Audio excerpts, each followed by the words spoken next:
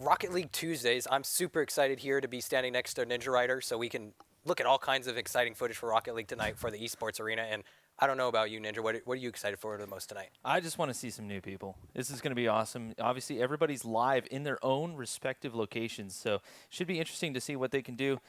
It's kind of a pick-me-up type setup. I'm kind of excited for it. That's what I'm thinking. Cool. We got, 5 different locations that everyone has a chance. If you're tuning in right now and you live close to a location, you can pay $10, show up. 1v1 competition, 3v3 competition. There's going to be a lot of exciting footage tonight. And on top of that, we have some swag to give away for the winners, too. Yeah, it should be pretty cool. We got some DLC. We got some games, balls, all kinds of stuff. And all you have to do is just show up and see how you do. You never know who's going to show. It could be a short tournament. It could be a ton of people. Who knows? Exciting night. Get the hype going is what I'm saying. So let's go ahead and get this started. I believe we have a game going on right now in Fort Worth, so we're going to hop on board with them and jump right into the action tonight.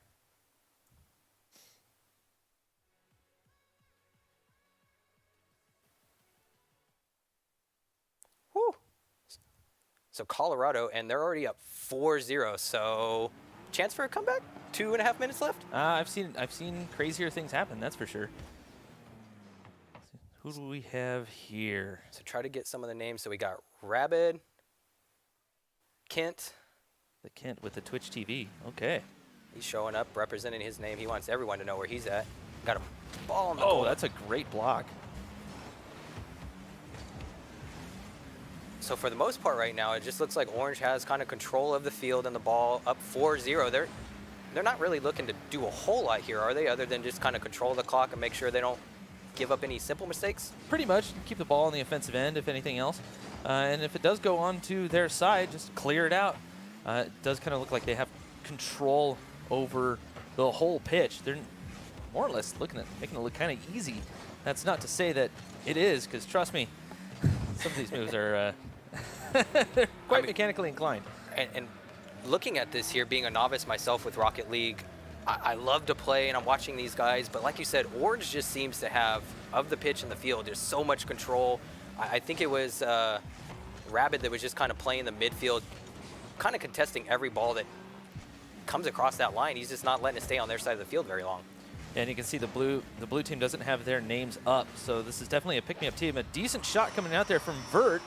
Almost blocked out, it looked like, from one of these blue players, but a nice pass from up top. There was a miss, but Vert on the third-man rotation, just making sure that the ball goes in and not cleared away. That's the most important part. Didn't get cleared out on the triple commit. Yeah, definitely had that guy back there for the block, just didn't connect. And it almost looked like the guy that, like you said, went for the miss. Ended up working out for him because the guy picked it up for the goal. So, and it could have been a fake. It's the best fakes are the hardest to tell, right? We don't have the listen in, so we don't know what the team communication is like. But yeah, it definitely could have said, I'm going for the fake, you take the shot.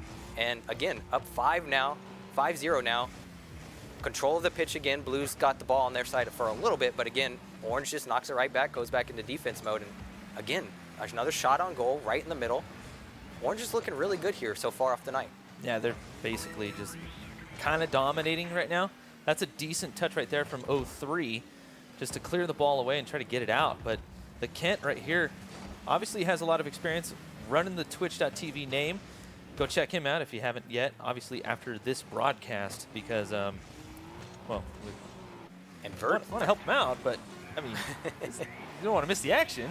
Oh, yeah, we got to stay tuned to what we're seeing here and don't want to give our viewers away to someone else, but they're definitely putting on a good show tonight. So, I mean, 5-0 right off the bat. This is a good game to kind of get the game all flowing and started for the night, I think. Yeah, it's just kind of maybe give us a gauge for what to expect from something like this. Mind you, this is all pick-me-up. Everything is done live. They're all separate tournaments throughout the whole region, if you will, nationwide tournaments. And in this particular case, there you go. This Orange team just basically dominated all the way through. And it looks like, have they left? No, I guess they are still in. I guess that was their first game. Yeah, our big question if that was the first or the second game of the set, because we're doing best of threes all night long.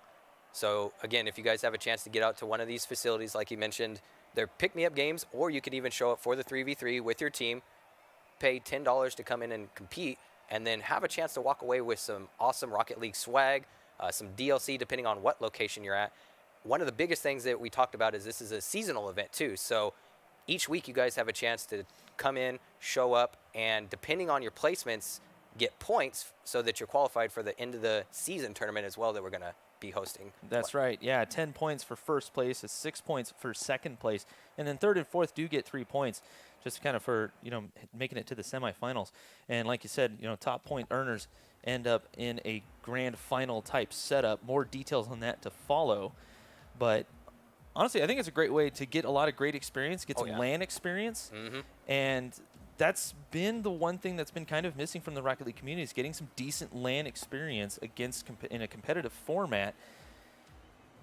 It's different than online. You have to be a little bit quicker. And I think some of that might catch some of these players out as we move through the evening. I mean, that's one of the things that we've probably as gamers complained about over the years is internet, lag connection. Imagine not having it. East Coast hosts, imagine not having it on LAN. Oh, 120 ping. Comes all down to a solid connection and gameplay. So let's see what these guys are going to be bringing to us all night. But we have, again, 5 different locations for you guys to show up. 2 flagship locations, 1 in Orange County and 1 in Oakland, and then 5 Walmart locations throughout the country that are going to be presenting.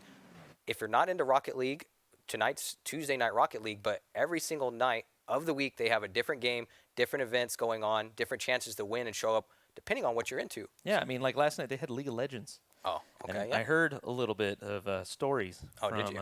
Last night, at least here in Orange County, and it was lit. Yeah. So, mind you, if you guys are in the Orange County area, we do get the 3v3 kicked off at 8 p.m. So you still have a little bit of time to make your way down here. If you're on the way, that's awesome. Don't be watching Twitch while you're trying to drive, though. What are you doing? A little bit dangerous, yeah. Touch. I feel like, though, if I had a Tesla with those nice iPad-like center consoles, that I would install YouTube or Twitch and just be watching people on there all day.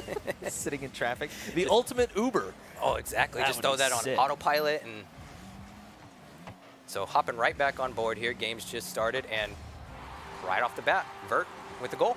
Yeah, it looks like they might have had a couple of lag issues or something going on, so we cut away from this just to see what's going on. But Vert right here, nice little upside-down flick. He threw the front flip in there as well just to add a little more power to it. Okay. For those who are wondering why that actually kind of darted into the net. Yeah, I was going to say, again, being a novice, I try not to go in the air when I hit the ball just because I'm a total noob at it and I don't have that great ball control. Watching these guys, though, it's amazing to see what they're pulling off. And again, okay, now we got a little bit of an offensive push from Blue, but again, Orange is just so quick to get back on the field and get the ball out of there where it's not even a contesting real try for them, really. Yeah, and you can see this Orange team definitely has some decent control. That was a great shot from Vert, and it looked like a bit of a fake coming up on the center here. I didn't quite see who that was. I think it was Kent. Yeah. And maybe just realizing as he got close, don't even need to touch it, just stay off. And well, sometimes it's, you know, you have a defender right there, okay. So you want the defender to think about something other than the ball, so you kind of just go for it. Gotcha, okay. If you hit it, it's going to go in anyways. But kind of draws the defender off. Gotcha, okay. Straight insurance.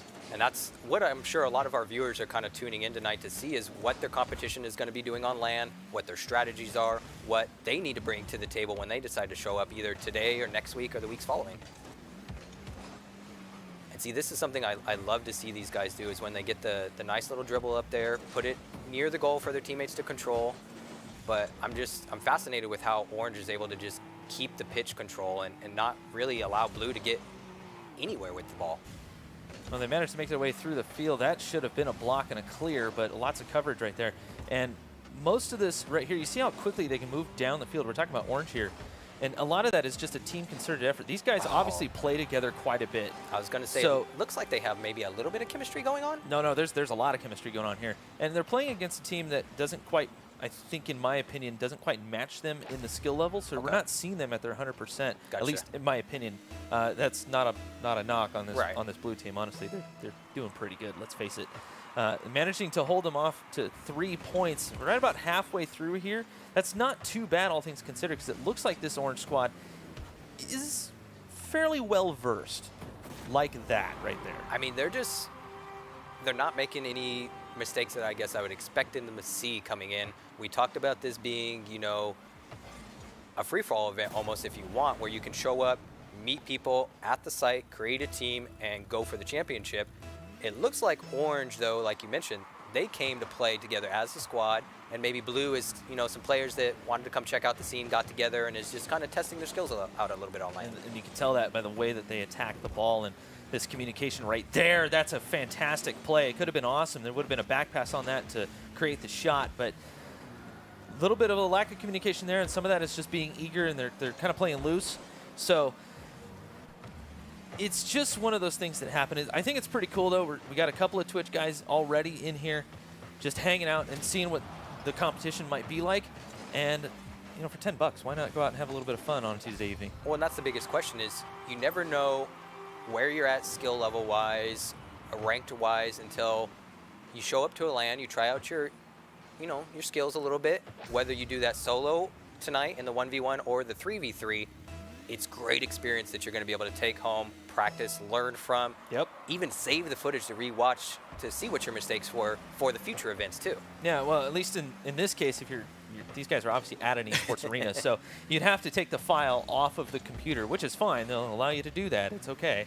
And as long as you're not stealing all the proprietary software that they have hacking the NSA, Kappa. They'll be coming after you real quick.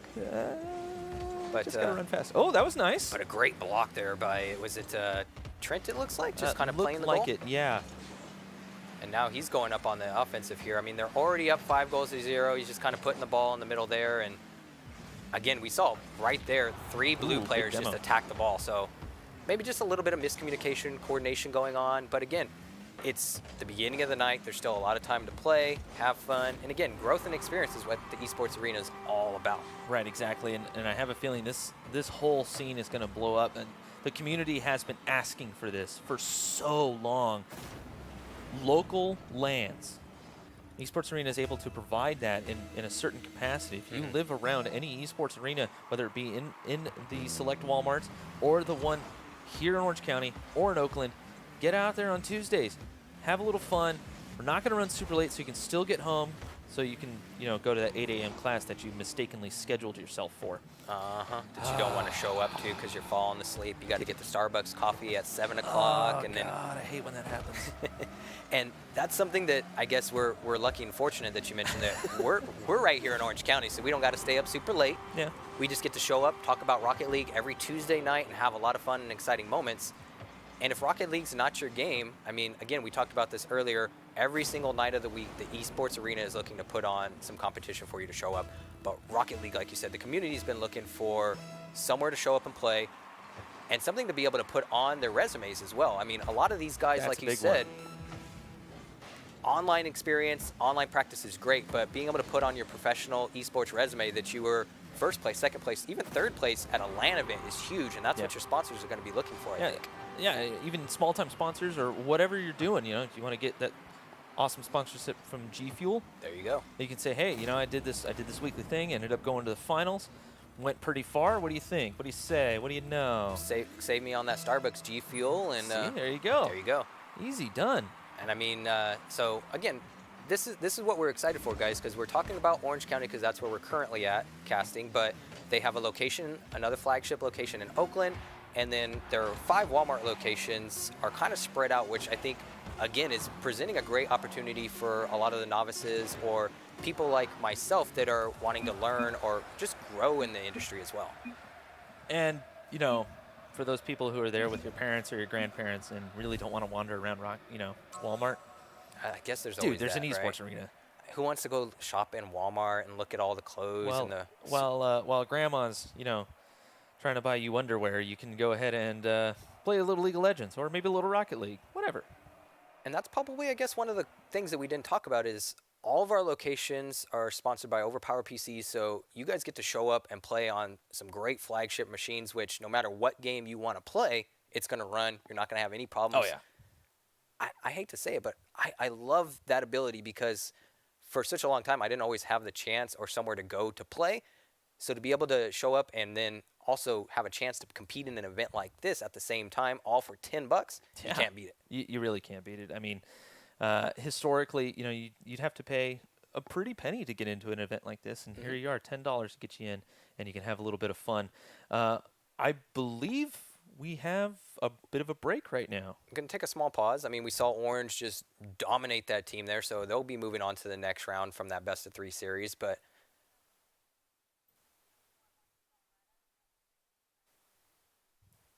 so we're going to have a lot of gameplay tonight, which is going to be exciting to see from where we talk about, let's see, Roseville, Colorado Springs, Spokane Valley, Oakland, Orange County, which we talked about, and Fort Worth. So, I mean, that's a lot of different areas for people to show up and compete and try, again, at their LAN competition, see what they can bring to the table. Yeah, and, I mean, you saw it right there. A fantastic play. And there are contenders out there that want to do this. We did just get word that we're actually trying to do a little bit of cross-play. Which I think is going to be exciting to see. Pit some locations against each other. That's where we're going to get some hype. I try not to start any drama between the locations and keep it friendly, but there's nothing more fun than saying Fort Worth is better than Anaheim or Oakland. Whoa. Hey, I'm not saying anyone's better than Anaheim. Dude, you've made me throw down my pen. Oh, let me back off here and make sure I'm safe. But no, man, you got to no. No one. I'm sorry. No, honestly, it's all friendly competition. And anybody in the Rocket League community knows that we're all here to have a little bit of fun and Angels. Poke some fun at each other. And I'm an Angels fan, so being here in Orange County, I'm sorry all the other locations, but you guys are really going to have to show up and really try to take us down, because I'm just going to give our hometown boys the chance and say that they're going to take it home every single week. And this is a bit of a call out, because I happen to know that there are a few pros, there are a few ex-pros in the area, and people who can potentially play in a pro setting, at least as a sub or even a coach or something along those lines. I would dare you guys to show up and just to see what might be thrown at you. I dare you. I'm going to double down on that dare, only because if one of those guys shows up and doesn't show up on the pitch, ooh, that's going to be a heavy hit to their ego. But again, that's one of the things we talked about with Rocket League is the community is looking for a place to show up and play every week to even watch footage. So now the Esports Arena every Tuesday, 7 to 11 p.m., you guys have a home for Rocket League. So I hope you guys are super excited. And the more hype, the more you guys talk about this, the more you spread awareness, the more excited and hyped we're going to be, because that gives us a chance to have more people to cast over, to watch, to grow. And this is, again, a weekly event. So every single week you guys have a chance. If you can't make 1 week, I think you talked about the points earlier being first place 10, second place 6, and then third place 4. So if you miss a week, you still have a chance to show up next week as long as you get a good placing, rack up the points for the end of the league tournament. And we haven't even announced a lot of what the prizes or the swag is going to be, which that's right. I saw you raising the eyebrows over there. You're getting excited. Yeah. It's going to be some good stuff. You just hold on. But, you know, it's one of those things. You got to show up, have some fun, just see where it goes. I mean, I remember back, you know, when I first started getting into the league, into the scene, if you will, everybody just played to play. You know, we played in tournaments, $50 to win. Okay. And just to see where you'd end up, you know, you probably weren't going to win anyways. There's going to be some guy who was about to turn pro, you know, in a year. Yeah. So and that's all right. But we played to play and these tournaments would go out to the 128. Okay. Especially in a 1v1, you know, we'd have 64 teams show up and fill the bracket. Oh, yeah. You know, and we still have that from time to time to this day, but never in a LAN setting. We don't get that. Now we do. So I want to thank Psyonix and I want to thank Esports Arena for stepping up the game and giving us a platform to really show off how great this game can be, especially in a LAN setting. And it's not just for pros. Anybody can come out and have some fun. Oh, yeah. And it has such a great community and a great following that I think this is really going to turn into an event where people are excited to show up every week. And I think the thing that I'm most excited to see evolve, because like you talked about, there's some pros out there that I'm pretty sure are near these locations that could show up and show us what they got.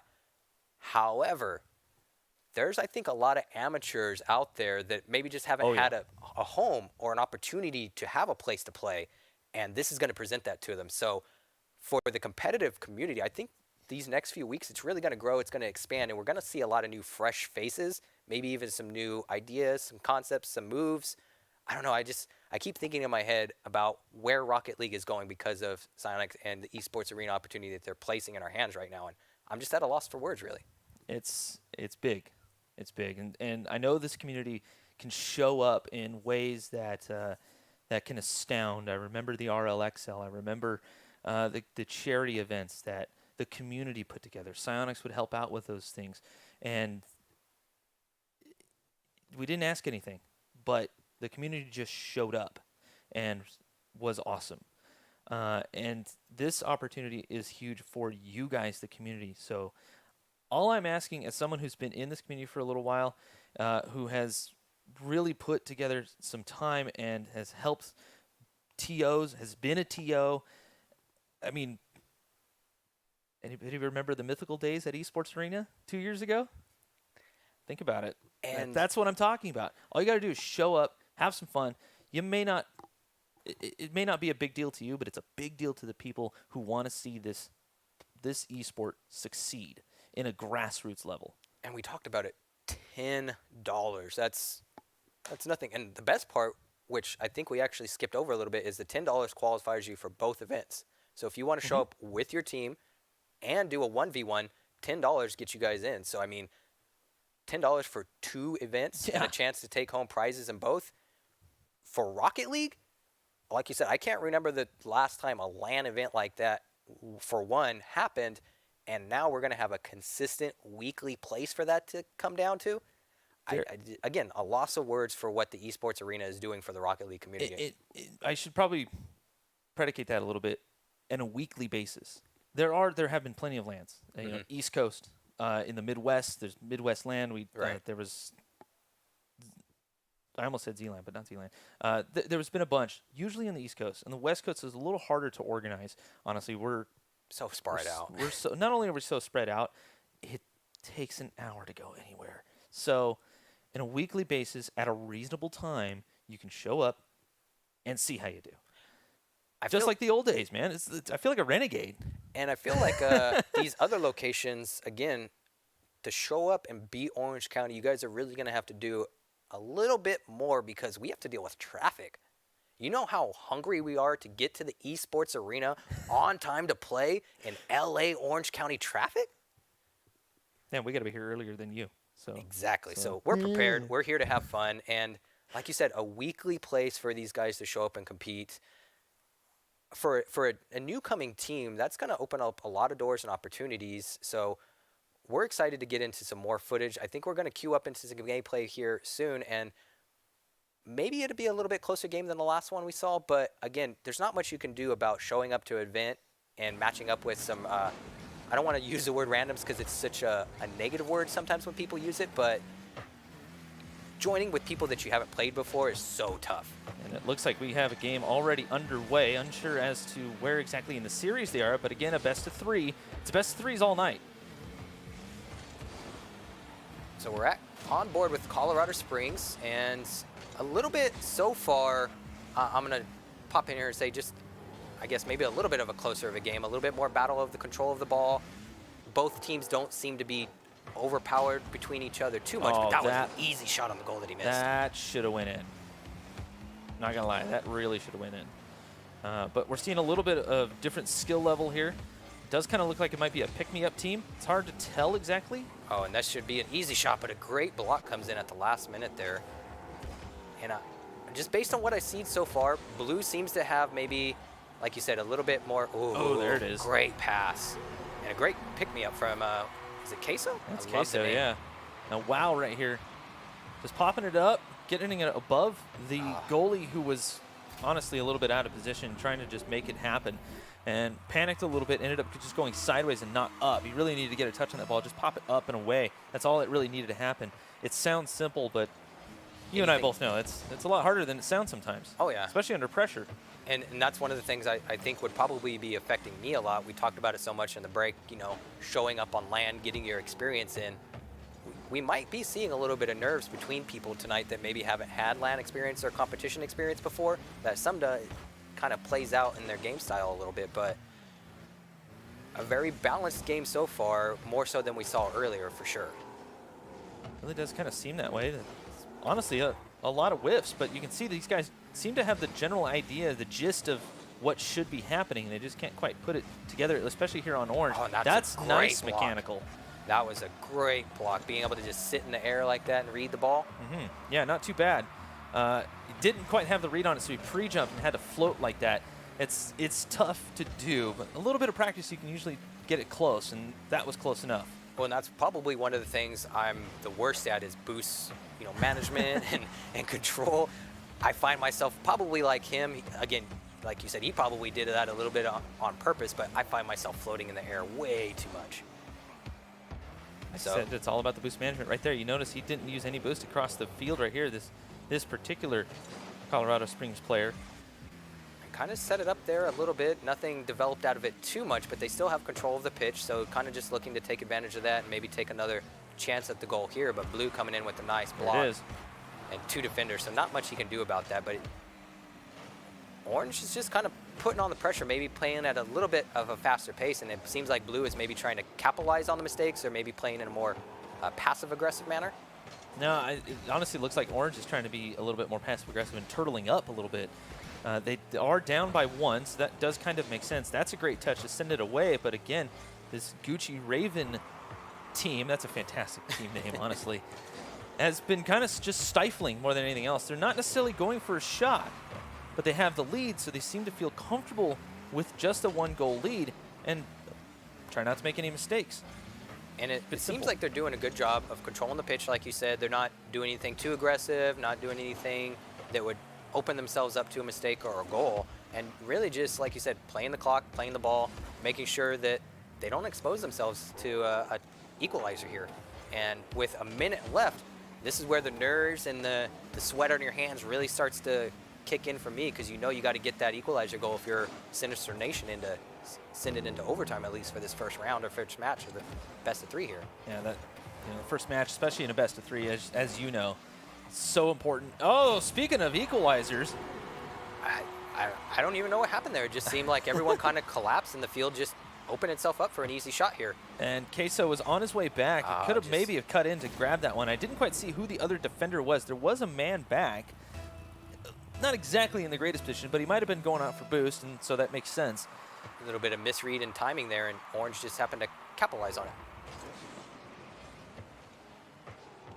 So we're switching over to Vivid and CC Tigers here. It's 1-1, 40 seconds left. We're in the losers bracket, best of 3 sides. So a lot of people showed up tonight to get some experience in and try to take home some of that Rocket League DLC and swag that we got to give away at the end of the night. Yeah, the Colorado Springs showing up. It's fantastic to see that. I know there was some talk when this was announced amongst the inner workings of the Rocket League community, and they were mightily impressed, and the format seems to lend itself well to amateur players coming out and having a little bit of fun. And some people are a little more serious, might be able to come out and maybe win something and put something on the resume like you're saying. But these Tigers right here trying to get there. No, it'll be in overtime. Right, so now we see what these guys are made of. Overtime always brings out those nerves. Oh, yeah. There's nothing that drives me more crazy than sitting in my computer room, 11:30 at night, getting ready to go to bed. It goes to overtime. My hands are sweating. The clock's ticking. And you're tired. And you're tired. Your heart's pounding. But looks like Blue might capitalize here a little bit, because Orange is, they're going on the defensive and not in the best position here if Blue's able to put the ball on their side, because they have no defenders. And right as I say that, it looks like Queso drops back. Oh, man, the double team on the check. Good Lord. CC Tigers just going ham on the bumps. Now there's only one back. And they're just looking to maybe apply the pressure here, and they're just going to say, you know what, if it happens, it happens. But, he was there for the clear, but just didn't get it. The shot was too good and on point. Honestly, it was just a defensive error at this point. 0-4 right here probably should have been in a much better position. There was somebody in the net, and on that cross play, he wasn't going against the ball to get some power on it. He had to chase the ball. Gotcha. Couldn't really find the angle on that. You have to be behind the ball more for that. It wasn't going to work. It was actually a decent shot right there just to even put it on net more than anything else. I was going to say, yeah. And, yeah. If you're taking that shot, I would almost say I don't know if he necessarily expected to go in because the guy was there for the block, but if you're going to take the shot, why not? We saw it happen. It worked out. So You know, a lot of times the stuff, it's just put it on net. Especially in situations like this, you just want to put it on net most of the time and get there.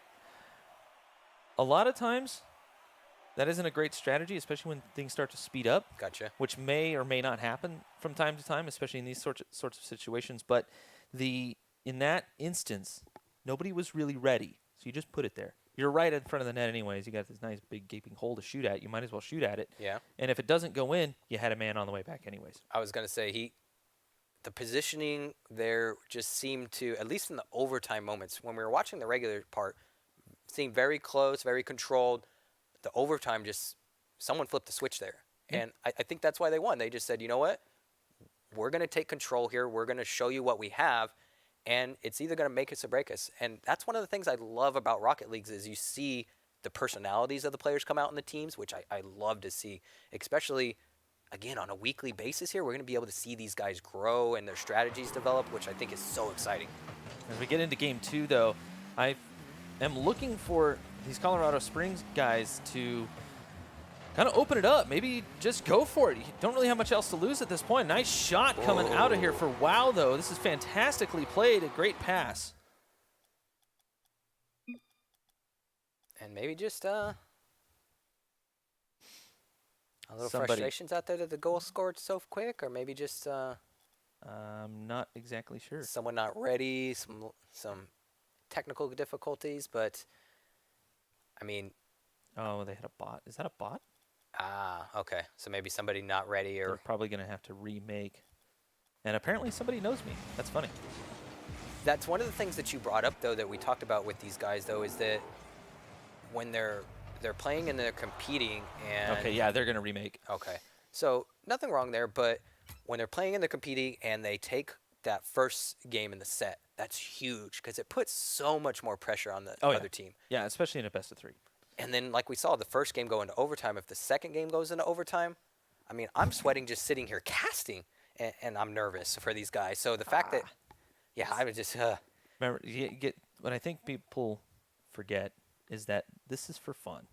You got to have some fun at this. Yeah, you want to take competitive. Yeah, you want to see how good you can do, et cetera, et cetera. But if you go into a match and you realize after game 1 that you just lost, 7-4, that's a rough loss. And it's a best-of-3. Did you really figure that team out to really come back in the second game? If you didn't, why not have some fun with it? And I guess that's where we're really going to see... Not toxic fun. I should probably rephrase this. Not toxic fun, not like I'm going to just blow everyone up the whole time, but maybe try something different in a competitive sense that makes a lot of sense. Try something different, maybe something you've been working on with your team, and see what happens.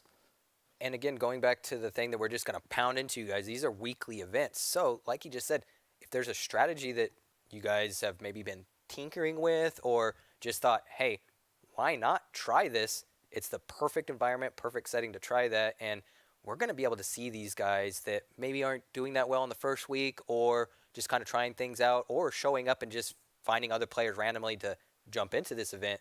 They're really going to grow together. I mean, I can't tell you how many times I've met people that I play games with now just in a random lobby. And, oh, you're either worse than me or better than me, but I'm going to invite you to practice and learn. And I think we're going to see a lot of that here in the next few weeks because the Rocket League community overall, like you mentioned, has been excited for this. And now to have a LAN setting on a consistent basis, what better place to meet people of a like mind for a like game in a community than the Esports Arena and all their locations. And one of the biggest things you can do, especially on a LAN setting, you know exactly what happened. Because there was no lag. There was nothing to blame on unless your controller broke. That always happens. I'm telling you, it happens every time. Make sure to bring your USB connector so it stays charged and you're not like me in the middle of a match. Tape, zip ties, anything. Bring something. So my team was frustrated at me one time because I remember playing and that happened to me, going for an aerial and controller just dies. Of course. Right back on board with Colorado Springs. Looks like we're this game 2. Game 2. Technically game 2, yeah. And this is the losers bracket as well. So this is an important game for them. It's all night long. It's best-of-3 series, so 2 losses and you're out. But again, oh yeah, double elimination. Double elimination. Great place to show up and get some gameplay in. Well, you get at least 2 series in. Oh, yeah. At least 4 games. And then you can stay on all night and hang out, of course. We should probably mention that. I guess you that's can true. chill. You don't have to leave immediately, get escorted out by security or anything like that. Losers bracket, go home. Yeah, you're out. Toss. And that's so far with this game here and on the night, I've noticed that these two teams a little bit better boost management, control, maybe a little bit more strategy. The game overall is kind of a little bit closer and fair than the first game that we were watching on the evening. You know, that's the thing with Rocket League. Hard to say. No, everything's fair because you can't cheat. That's very true. That was perfect placement here by WoW.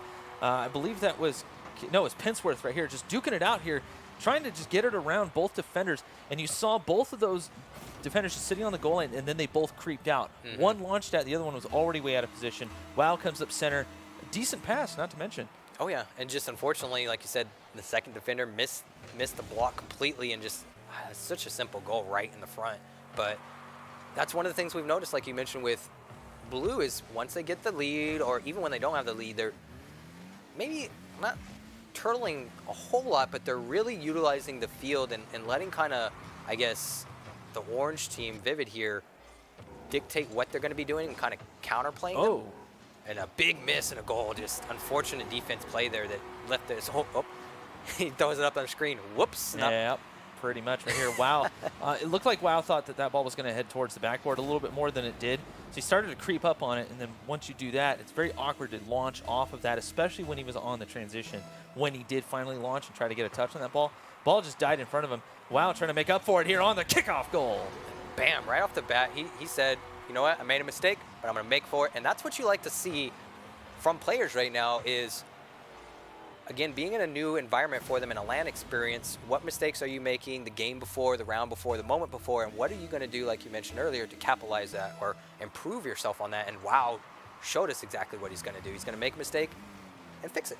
Well, and that right there was an audible, call to make that sort of cheat up like that. So WoW was right in the perfect spot to make that happen, and nobody was there to defend it. It's just as simple as that, and that's one of the things about kickoff goals. They're so simple, and it's a great way to just take a lead real quick or even just even things up so suddenly. And if for some players who are not ready for that, nice dribble that's through fantastic. 2 defenders. Oh, my goodness, Queso. Again, being a Rocket League novice, but watching this dribble here, the bounce over the defender, and then getting it into the goal between them, I'm really impressed with that. And he had somebody just kind of sitting stagnant in front of him right there. And Queso realizing that was coming through, and so he just basically got around the ball, pinched it off the ground a little bit just to pop it towards the net. And the other defender wasn't anywhere near ready for that. There should have been a lot more speed on that defensive play. But it almost seems like this Vivid squad, this orange team, just doesn't really practice much on the defense. Okay. We're seeing a lot of mechanics on the offense when they finally get a chance, but nothing on defense. They just kind of stop and deer in the headlights sort of thing. So you're saying that it looks like Orange maybe has a little bit of the natural skill set, but maybe Blue is, again, CC Tigers, another group that came together, or maybe have a little bit of chemistry, have played before, maybe practiced before the event started type of thing? I'm blanking, but if I remember correctly, Queso is on one of the college teams in Colorado, and it's been a little while since I've refreshed my memory on all the college teams because there's only like 175 of them. So it's not like you have a whole lot to remember. No, or anything. I mean, no, it's not like our LCS where you have 8. No big deal. But ooh, that's a great shot though. Nice going up at the top corner like that. Perfect setup too. Well done. Unfortunately, just played it off the team's pass and just bam, banked it right. Ooh, right in the corner. You hear the tap? I love it. Totally tapped Loved it. the woodwork there just to sneak its way through. It's very good. So if you're Vivid here, what are you, I guess, looking for them to do to kind of change the situation around? Because it seems like skill-wise and overall, wow, Queso again, and that's what I'm talking about. They seem to just be a little bit, I don't want to say better, but maybe one step more calculated or prepared than, unfortunately, Vivid. Okay, it is the Colorado College team. That's what I thought. Gotcha. Okay. So I wasn't quite sure. I was waiting on confirmation for that. So it is the Colorado College Tigers. So yes, these guys do play together quite a bit. And that's not necessarily a bad thing for No, Orange. no, no. This is actually really, really great practice for them. There's a lot of collegiate events going on right now as far as leagues go, and there's a lot of collegiate events that are coming up that this would be great practice for. So it makes a lot of sense. That's why I recognize Queso, because Gotcha, okay. I've casted him before. I'm surprised to see somebody that I know around, and that's one of the reasons why he's competing in CRL. He's doing the CCA thing because he is so fast on the ball. And you were asking what Vivid could do? Sheer speed. They need to get to that ball quicker than the Tigers. But we have at least, I guess, an explanation as to why it does seem like the Tigers are overall, as a team, cohesively more connected and fluid with their movements here. And we talked about this earlier with these young guys, amateurs. Obviously, wow, there we go. Okay. Where said it? He said okay. Popped up right here. Decent touch. It wasn't necessarily exactly what he was looking for, but Queso just flat out missed it. And I mentioned coming from the backboard like that, it is actually quite tough to do. So it's not surprising that he missed it, but I'm still going to give him a hard time. And that's kind of where I was going, is that as either an amateur team or a collegiate team, this is great land practice for your resume. Win or lose, if I'm Vivid here, I'm walking away feeling pretty proud that we did either, and again, 20 seconds, we've seen a lot of worse, but just an easy one, not much they're going to do. And woo, played with the defender a little bit. I like that. A little bit, yeah. So this is sheer 1v1 skill here by WoW. He didn't have any boost, couldn't really do much with it, so he just pops it forward. Queso right there. That's dead on accurate pass. Pass back to get around the defenders. That's team communication there. It has to be. Not only team communication, there was a little style on it. Now a kickoff goal. That's unfortunate there for Vivid. They're just showing off now. They're like, you know what? We're hyped. We're making the goals. That's the thing here with Rocket League, is it's unforgiving. It'll tell you that you're having a rough day. Let's put it that way. And Vivid, they're experiencing that right now. But like we talked about, again, at least we have an explanation as to why the Tigers are doing so well against Vivid, being a collegiate team. And it's, again, I'm not too upset here if I'm Vivid, only losing 3 points to a collegiate team that, again, has cohesive practice together.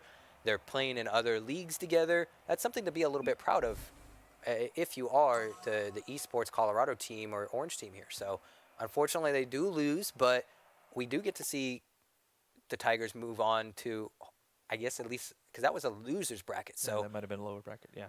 I'm curious to see who put them there now.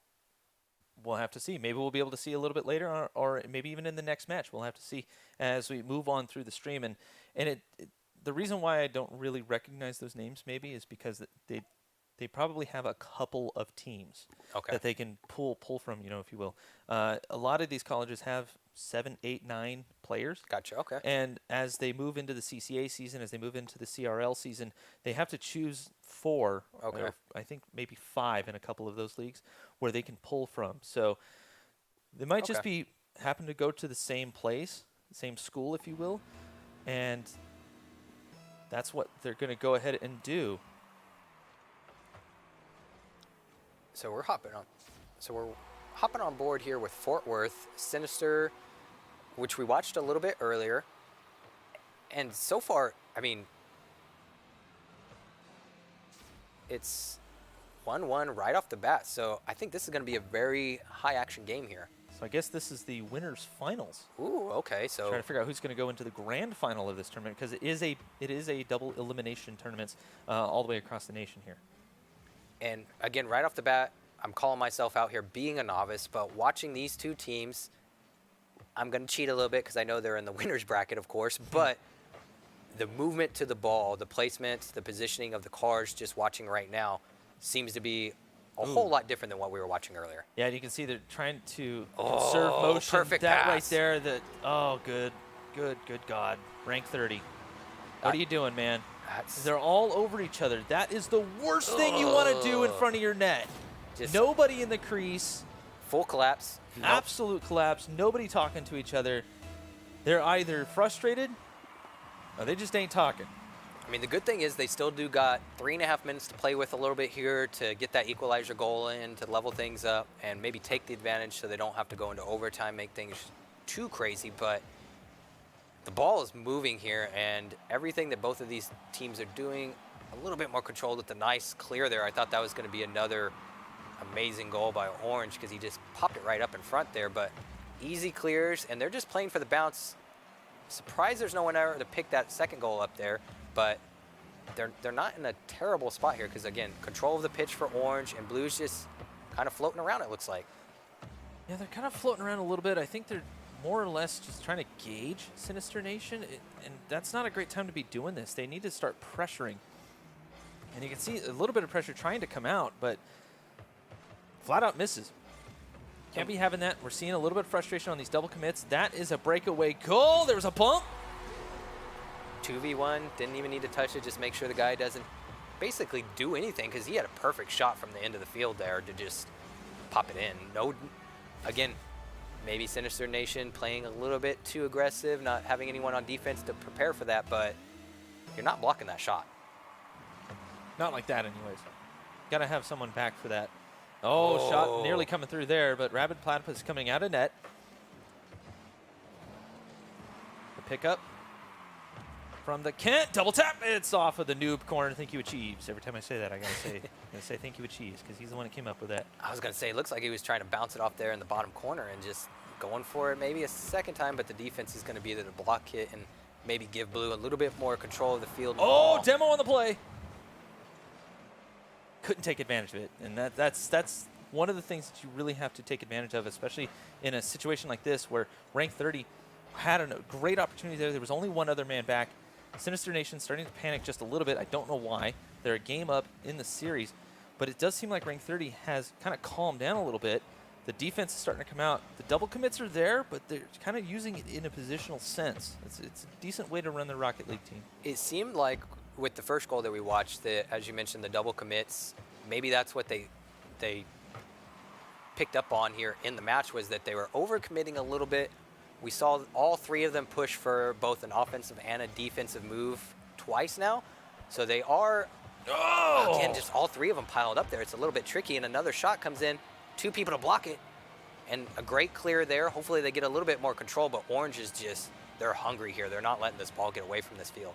No, they're really not. They seem to have a little bit of time to reset as we go off of the ceiling. That'll find the corner of the frame. That's not going to work either. And it seems like, again, we just see, luckily, a nice clear there. Not going to be able to do too much with it because we got the defense from Orange. But Blue just a little bit too floody on the ball, it looks like. Everyone's kind of flying towards it when the ball gets close to their goal, which I think is going to leave them a little bit exposed here. And you see that from time to time from teams or players that may have not had quite the competitive experience. They start to sort of ball chase quite a bit. Gotcha. You know, this isn't ranked. Okay. You can talk to your teammates. So talk to them. And sometimes you kind of forget that and you go into your normal mode in ranked, which doesn't work. And again, that's something that's probably coming out that we're seeing on LAN is what are these teams doing in the middle of the game, between rounds, between matches, to make those small corrections which could make a big difference in placement. As another shot comes in here by Vert. Great pass, great setup. Defense was there, but the ball is just put in a perfect spot where they're, unfortunately, rank 30 is not going to be able to block this. Well, and you can see somebody at the near post right there. It's just moving way too fast for that. He was sitting at the near post. That's the problem. You need to anticipate those shots. It's a hard skill to learn, but once you learn it, you're going to block just about everything. And that's, for me being a novice and a noob, I feel like that's the position I find myself most useful to my teammates. Play the defense, put the ball in their hands, and put the ball on the opposite side of the pitch, and let the experts work their magic. Assuming you have experts on your team. Assuming, yes. And hopefully you have Rocketeers on your team. See, that's the biggest thing, yeah. So a great game here. Very, I guess, smooth overall, and Orange takes it 2-0 in the series. They're going to move on. Unfortunately, sending rank 30 into the losers bracket there, but I think so far tonight, watching those two teams, the grand finals and the losers finals are going to be some great matchups, a lot of competition, and a little bit of level competition so far tonight, which has been nice too. Yeah, I mean, we're seeing some decent play come out of these matches, and obviously, as the evening wears on, we're gonna see something a little bit different, and we might even see a little bit of that regional play. I've noticed over the last couple of years that people from Southern California, sort of the West Coast, play different than an East Coaster. Okay, really? Or even in the Midwest, you get a little bit of a blend sort of thing. Let's not talk about Europe and NA though. The comparison there is just, oh god, we'll be here all night. Yeah. And I think you guys would rather see a little bit of Rocket League action compared to two talking heads. NA champions. Yeah, right. Exactly. Yeah. So, anyways, Rocket League in America. But no, in all seriousness, are you about to break into song? Right? Just I got the voice for it. I think right now, just gotta warm up the vocal cord. Yeah? No. Maybe for the grand finals, I'll come up with some kind of Rocket League tune or song. Don't stop. Don't promise that. I did that once, and I had to do Bohemian Rhapsody. Ooh, that wouldn't be bad. No, we're not doing it. No, I've already done it. We're not doing it. But hopefully, hopefully you guys have been well entertained tonight. I mean, it's Rocket League. We haven't had a consistent place for this, so we're super excited. We're going to hop into a break, so hopefully you guys don't go anywhere. But we're going to come back, and I'm just going to shut up because I'm so excited about Rocket League every Tuesday night that I can't stop talking. I don't know what's wrong with me. I know exactly what's wrong with you. You like Rocket League. I like Rocket League. Yeah, that's what's wrong with everyone here. We'll be right back. Stay tuned.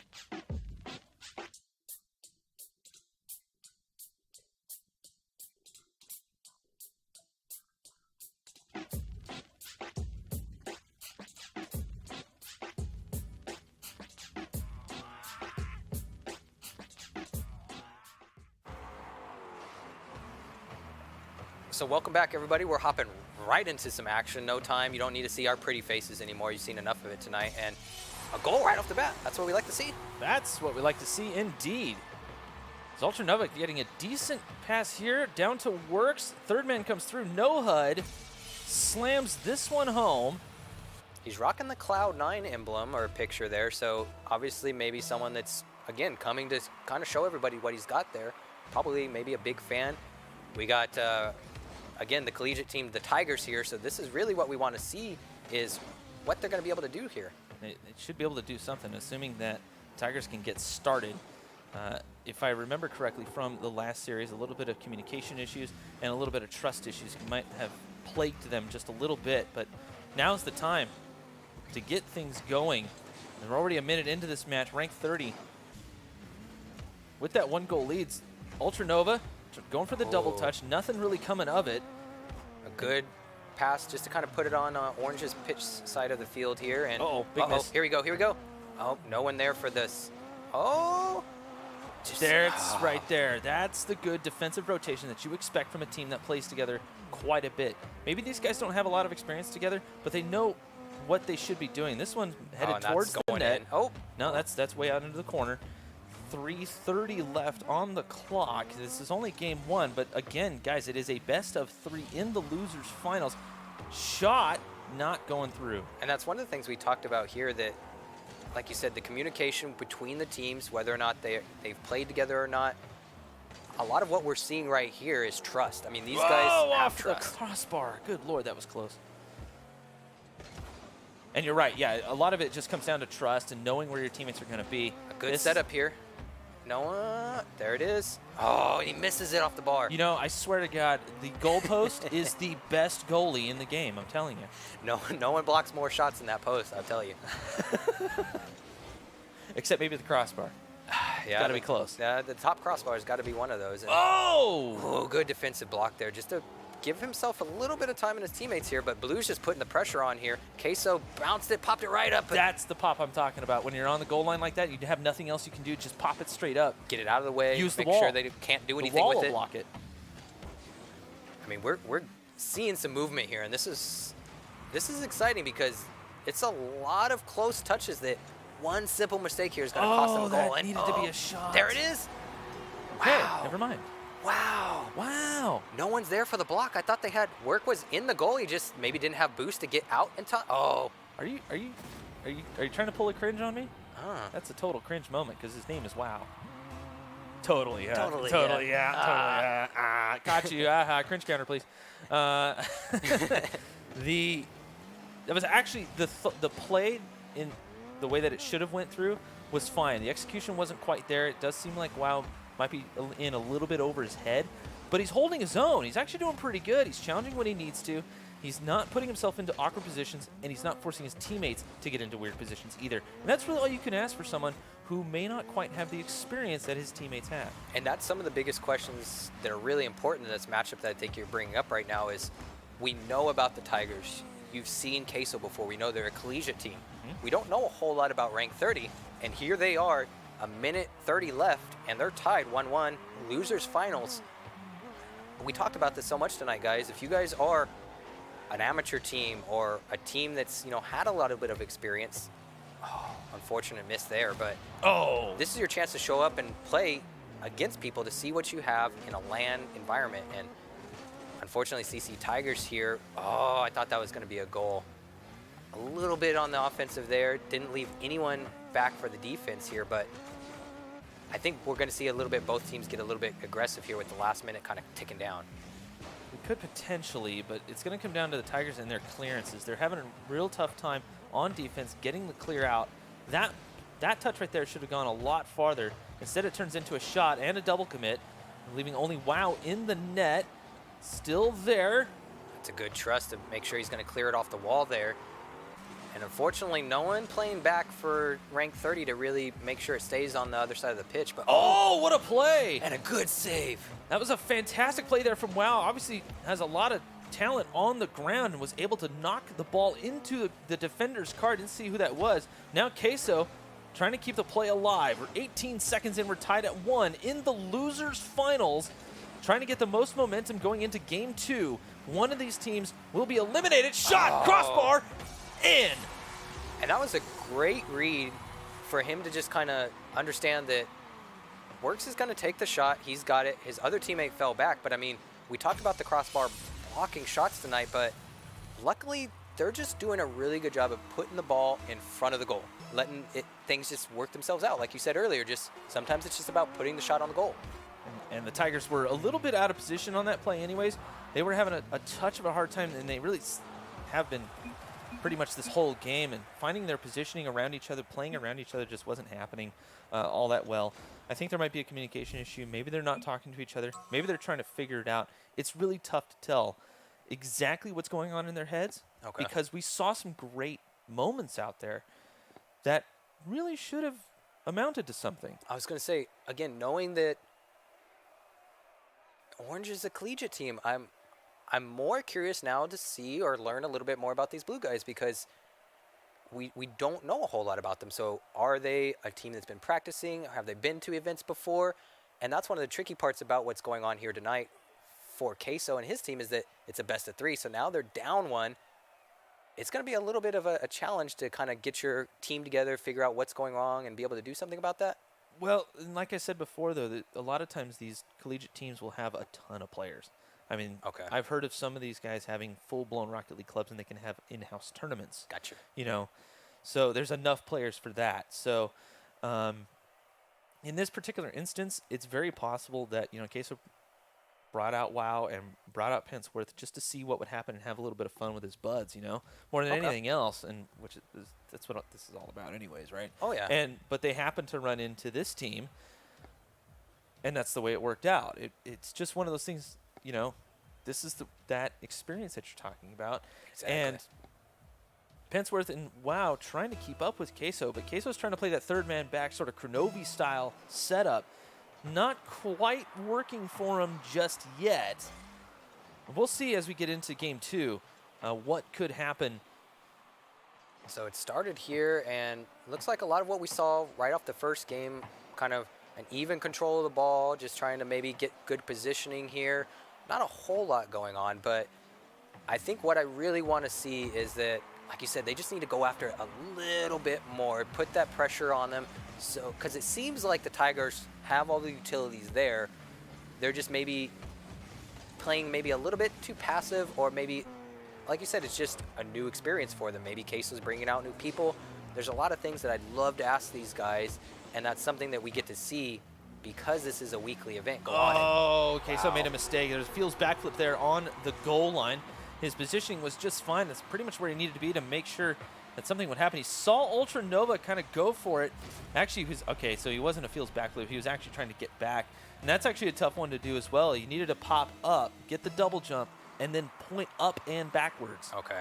So if you're trying to get in position and do that at the same time, his play just developed too fast in front of him to be able to react to it with no momentum behind him either. I was going to say, it looked like he was maybe trying to push out a little bit because he didn't expect or maybe trusted his teammate to get that block, and it just didn't work out. Oh, what a shot! Wow, gets it there just in time to send it towards the corner.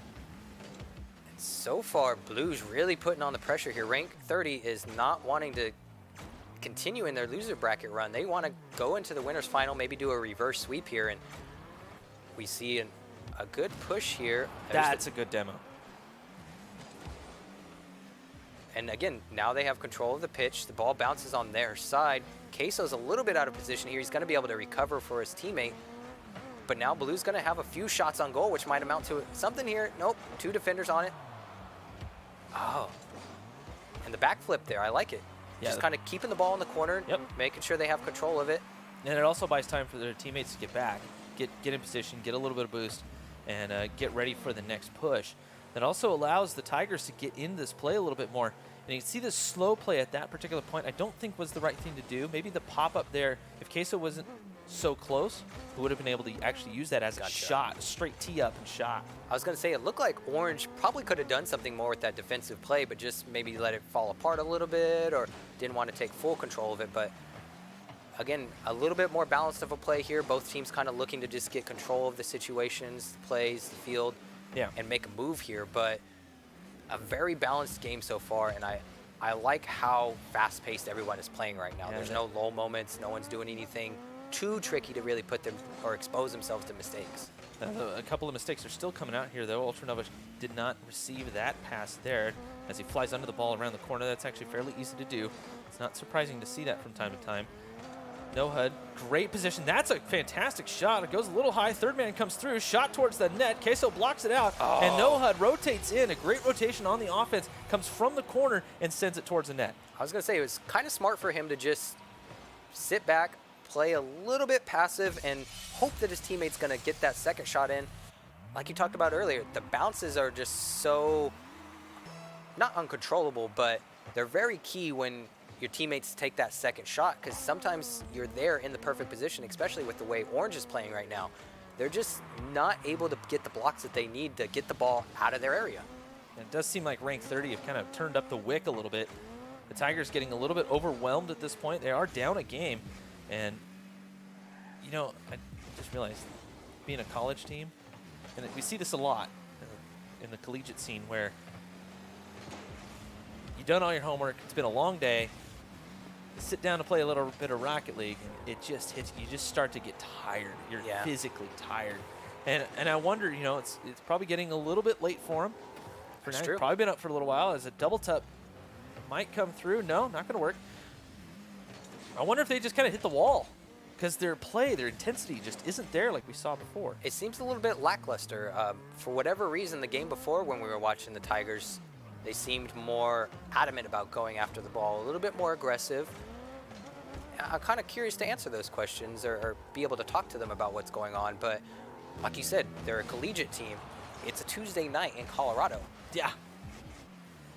It might not be the best environment or time, or like you said, with the roster that they have, who knows what these guys are basically sacrificing to be able to show up to play tonight. Or maybe they drank too much. It is college. It's college. It's college, yeah. I'm just saying. I'm not saying that they did, but I'm just saying. Nothing wrong with a little bit of Oh! And rank 30 here is just running away with this game at this point. They just Right here. No HUD reading that one off of the wall nicely. Flips the car over to put a little bit more power on it. That makes it a bit more of a guessing game for the Tigers to try to defend. You had two people sitting on the goal line. The key word there is sitting. No Not moving. You had one man moving. As they get another one here for Works off of the kickoff. Wow. We're seeing a lot of stagnation on the Tigers. And it's not going to work in Rocket League at all. And that I was just about to ask, because you've mentioned that a few times tonight when we've seen goals go through where these guys are in the right position but sitting still. So if you guys are amateurs or looking to come out at the event, that's probably going to be your biggest, I guess, piece of advice for them is stay moving. I'll be honest with you. The difference between platinum and diamond most of the time is realizing that you do that and trying to correct that. Like, it's that critical. If you can keep moving almost all of the time, you're going to do pretty good. You may not have the mechanical skill, but you're constantly changing position and in position so that your teammates can use that to their advantage. Now as time winds down, Just an easy 4-0 there. I mean, the game started off slow and controlled. Once they got 2-0, though, it just kind of fell apart for, unfortunately, the Tigers there. But, I mean, that happens sometimes in Rocket League. There's not a whole lot you can do about that. And we've seen way worse blowouts or way worse matches than 4-0. So, and again, that's loser's final. So, again, to lose in a competition setting isn't the same as ranked or online play. So I'd feel pretty proud to say I made it to losers finals in a LAN Rocket League event, wouldn't you? Yeah. No, I would. I mean, obviously, they were having a good time out there. They pulled some pretty decent plays. And it may not have been the best that they have ever played per se, but it's a new environment. They're not on their PCs. They're in a strange chair. They're in this place with all these flashing lights. And then they have to listen to us talk about them all night, which... I wouldn't wish that on anyone. Right? Yeah. Except for the viewers that love us because we're putting on an awesome Rocket League event for them. Well, of course. Yeah, aside from them. Well, they're okay. Oh, okay. I guess we're okay for them. That works. So,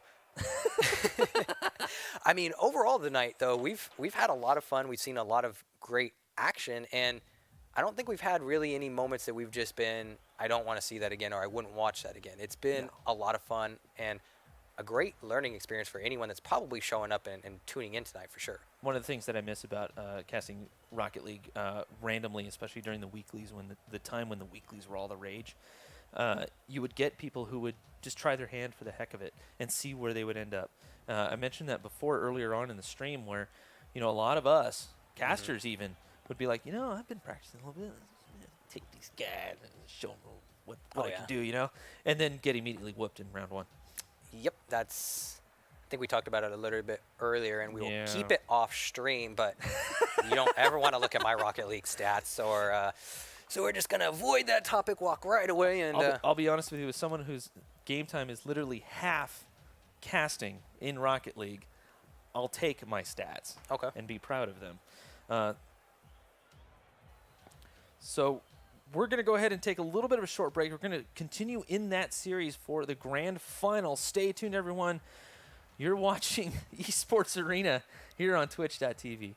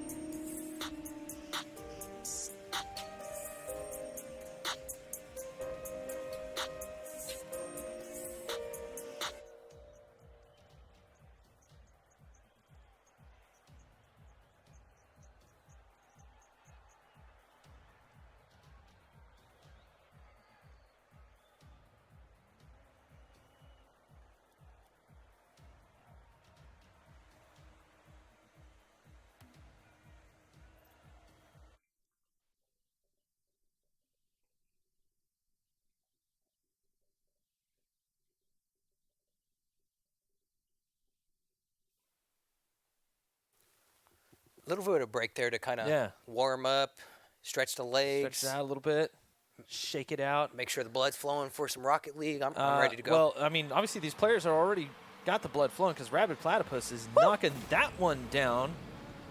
Wouldn't quite call it a Bardansky, but it went in, and that's all that matters. I love his name, too, Rapid Platypus. You don't think of a platypus as being rapid, but so far here, I mean, this is what we're looking for. A rematch on the night tonight. And you know there's another thing. You don't really think of platypuses as fickle either. Now I wonder if Fickle Platypus is watching. One of my caster buddies. Anyways, rank 30 versus Sinister Nation. That's right. We're having a bit of a rematch here because there was a forfeit, and unfortunately, this is kind of how the grand finals worked out to be. And again, another best of 3.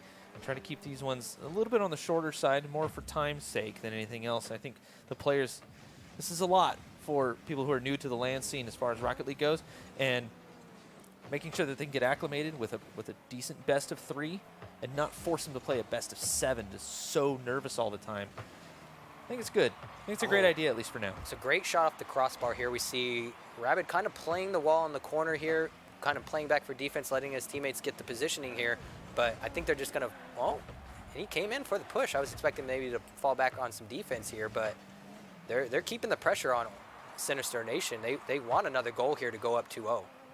Sinister Nation. Great shot. But no, nearly had it right there, but now the Kent knocked away. Oh, man. Vert, he's a little bit out of position. Vert is still in the net. No HUD, can't do anything with it, so Ultra Nova stopped by the Kent. That works over, back around, and onto the other side. No real clears coming out. An empty net, and no HUD sees it from the other side of the pitch and knocks one in. I was thinking or expecting, I guess, Vert to play a little bit more of a defensive role there. I think he was going to the corner, expecting his teammates. Gotcha. And expecting his teammates. That right there is the key. Yeah, his teammates were hanging him out to dry completely, double committing on every single thing. And it's good to see Sinister Nation that was, a little bit timid there at the beginning. Now they're kind of coming back, playing a little bit more fierce here. Oh, great takeaway there. Manages to make it work. Works. Oh, great stop by Vert off the crossbar. There's a chance. Ultranova's up. So is Works. Now stopped again. The Kent. Rabid Platypus backed him up. Fantastic play all around. 2-1. Now, correct me if I'm wrong, but Works and Nova there, that double challenge was a little bit risky for him. It left both defensive players out there and kind of just, like you said, hung to dry. Easy goal for them to take advantage of. What I like to call it is the spin cycle. You want to have one guy going back to corner, back around. You have another guy hitting the ball, and the other guy, the last guy, is getting in position for the next touch. Kind of like you talked about the earlier. Spin cycle. You can't stay stagnant, and we saw 2 guys sitting still, just caught with their foot in the ground. And so it's just one way of putting it is Rabid Platypus finds the net again. Rank 30 kind of falling apart here. We're seeing a lot of missed touches. That demo was huge, though. Yep. I was going to say, it didn't look like it was anything special as far as the setup goes, but that demo just coming in key there. Now Sinister Nation with a 2-goal lead. Rank 30 looking a little out of sorts, I have to admit, but Sinister Nation really turning up the afterburners. Popped up here. Rabid Platypus going mechanical. Knocks it down off the wall, sealing the deal. Rabid Platypus is here to play. A bit. This double touch into the goal. I'm going to say over 1 defender. I won't make it look too flashy saying it was over 2, but Platypus is making it happen here for Sinister Nation. And now being up in a 4-0 lead. 4-1. Oh, 4-1. Wow. So a little bit of work room for rank 30 here, but there's not a whole lot I can see them really doing to turn this around. It seems like Blue is just doing a great job at controlling the ball and just kind of stifling rank 30 to make sure they don't have any room to do anything. Until that happens right there. No HUD now, of course, because we were on the cam we were on, didn't quite exactly see where everybody was, but I would assume that they were on the way back, and then there was a demo on the play right there at the crease. So I would assume, obviously, clashing, and bam, out of nowhere. Just, it's a Michael Bay flick right there in the crease. It's just some explosions going on everywhere. That's what the people want to see. It's the grand finals. There has to be. Just an empty net. That's Some of that right there is just a kickoff recovery mistake right there. You can see that Kent getting a little bit too aggressive on that. Yeah, there was no reason why he needed to come up for that. No, there's probably not getting that challenge with the boost that he had, so maybe fall back, play the defense like you said, but luckily still up in the lead here, so we'll see what Platypus is able to do off the breakaway, and that should have been a goal. Oh, the early challenge from the third man. Vert up Gotta for this. get the touch in. Great touch there to send it to the corner. Fantastic job there, but works. And we've seen a lot of those lobby goals tonight from some of these teams, just kind of putting the touch on the ball, getting it in the air, and no one on defense to... Oh, and again, right at the bar. This is a nail biter. A minute 24 seconds coming down. All these teams' touches are just so close. Rabbit up for it. Knocked down, just missing. Great touch there by... That was Ultra Nova. Yeah, I didn't quite see who the offender was on the play. But coming up here, just about a minute left. Rank 30 trying to just defend their net and hopefully get something going on the other side. But you can see whenever the ball gets anywhere near the midline, Sinister Nation just Rabbit starts with the touch, challenging, and Rabid Platypus with a fantastic dunk. Not quite a Kobe, but he's working on it. And that's something that I guess I'm wondering about Platypus is if he's maybe their go-to guy, because it seems like he's very good about recognizing the angles, when to attack. He's, if I'm mistaken, I think scored 3 goals for them this series so far. So yeah. And we're only in game 1. They're putting their name out there, and so far I like the way that Kent has kind of been just so far very helpful to Platypus. You know, he's there for the passes. Vert seems to be playing a little bit more on the defense, and rank 30, like you mentioned, just kind of not showing up out of nowhere all of a sudden. Yeah, they're having a little bit of a hard time just reading the play more than anything else, and I think they're kind of scrambling. And look, it's going to be really tough to score 3 goals in 30 seconds. It's tough to do 2 in 30 seconds. Heck, it's tough to do 1, you know? But 3 goals against this particular team, I think it's just gone a little bit too far at this juncture. Now, you do have one more game to try to tie this up and then force that game 3, which would be fine. You know, and most of the time, you know, grand finals are usually either best of 5 or best of 7, so this might be a little bit foreign to some people, but like I said, we're doing this more in the interest of time, and, you know, if a pickup team makes it, that's a little tough. You know, there's just too many variables here. Right. Keep it best of 3 all the way through. Keep the consistency, and looks like Center Station is going for the meme a little bit here with the 7 score. You touched on it a little bit there, and that's one of the things that I'm thinking about, like you said, is maybe Sinister Nation is just kind of, it's a best of 3, so they're just maybe trying to rub it in there, make that pressure just extra felt on the game too, where going the other way, yeah. rank 30 might just not even show up, and it'd be an easy grand final win for Sinister Nation. So 7-3 going into the second game of the best of 3. If I'm Sinister Nation, watching, again, being a noob and a novice at this, they looked really smooth, really collective there. I like what they're bringing to the table in this grand final, so I'm not too upset at what we're watching. No, not at all. I mean, they're there. Both teams definitely deserve to be there, but it does kind of seem like, you know, Sinister Nation might have rank 30's number for now. Granted, it's a best of 3 format. The one thing that does is really kind of cause a lot of tension between the 2 teams, so we might see a completely different rank 30 now. It's very possible that rank 30 might just come out and start demoing everyone, even themselves. Who knows? And that's, I guess, one of the things that, with this being a weekly event, and like you said, it's a little bit different from being a 3 series, you know, best of 3. But what are these teams going to do to really make those changes in between matches to make themselves a little bit more viable, fierce? It's just, I want to see that come out for them, and they've just been, it seems like for most of the night so far, a little bit timid, you know, rank 30, and then they kind of heat up or then go back into their shell. So I'm wondering if it's just, again, being a LAN event, a little bit new of experience of trying to find themselves here. It's possible. That's one of the things I'm most excited about, is we're going to get to see these guys make a name for themselves on a weekly, consistent basis. So even if they take second place here, that's a great place to start next week as well, coming back into this event. Of course, and they're going to learn a whole ton. That should have been a shot, but Rabid Platypus just slightly off the mark here. And we're just nearly 30 seconds into this. Game 2, I should say. I was going to say that's a little bit worrisome. Oh, works. That's a fantastic with the prediction demo. there, but that demo is going to take him out of the play, right back in there. Can't quite see who that is. I believe that's Hound. And I could have sworn that was a bot.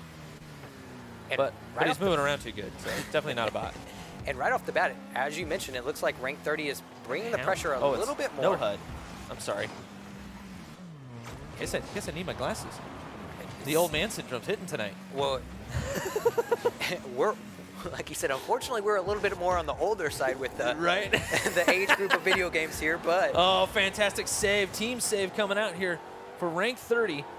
As it gets popped up in front of this orange net. It needs to be a clearance, but a triple commit on the play. Now they're all over each other. Rank 30 cannot get organized at all, and Sinister Nation have not even capitalized.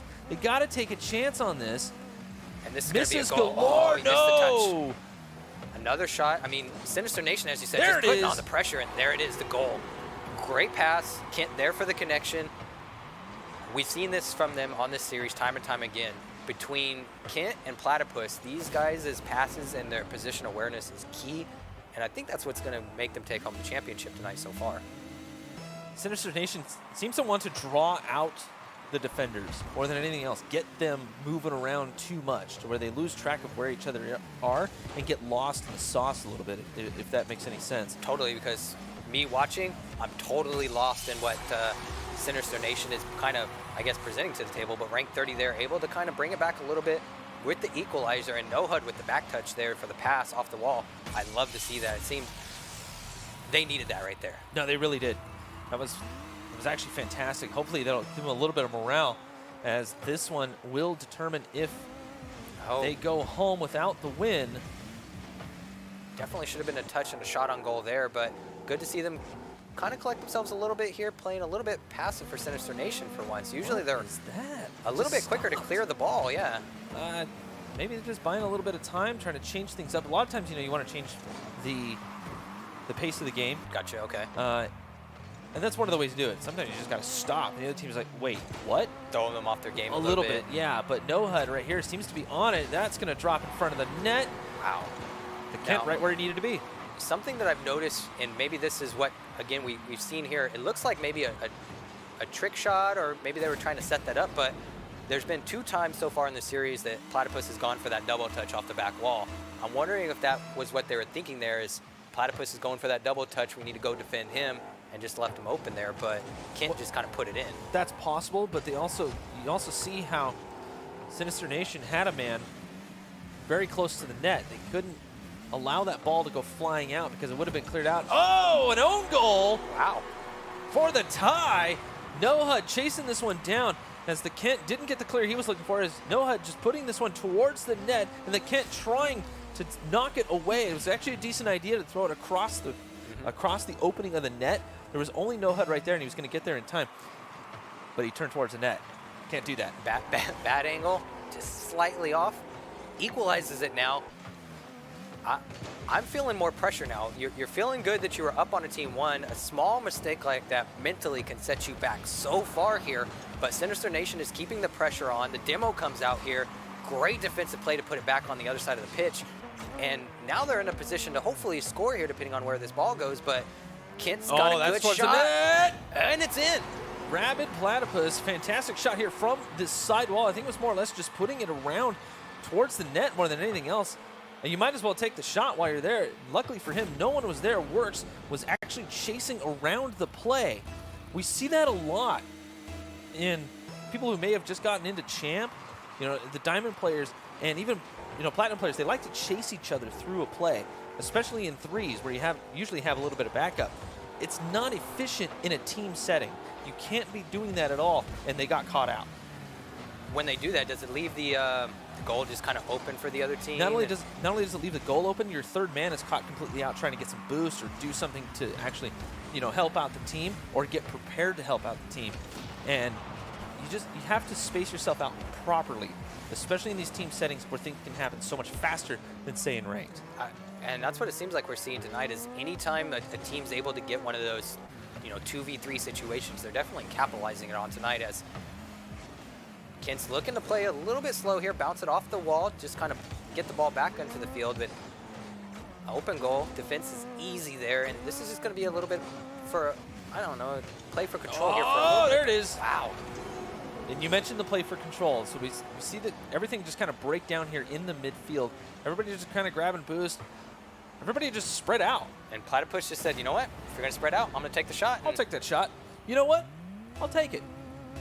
And that's Good deal. Good deal for Platypus right there. And that's not a shot we normally see someone take midfield, right in the open. I mean, unless the play sets us up. Wow. Well, the thing is at that angle. Yeah, okay, Usually you would see someone come at it from, say, the net or maybe a corner come after just grabbing some boost. But at that angle, not necessarily. So that was actually a very technical shot to make that happen, especially in an impromptu situation like that. Big demo there on No HUD. I'm sorry, No HUD on Rabid Platypus. It's really hard. Demo again. Both these teams are going at it hard now. They're moving fast. They're demoing each other. I can't keep track of where these guys are going. And that is honestly the hardest part right. in casting Rocket League, and mostly also watching it. I'll be honest with you. Even as a player, it can be tough.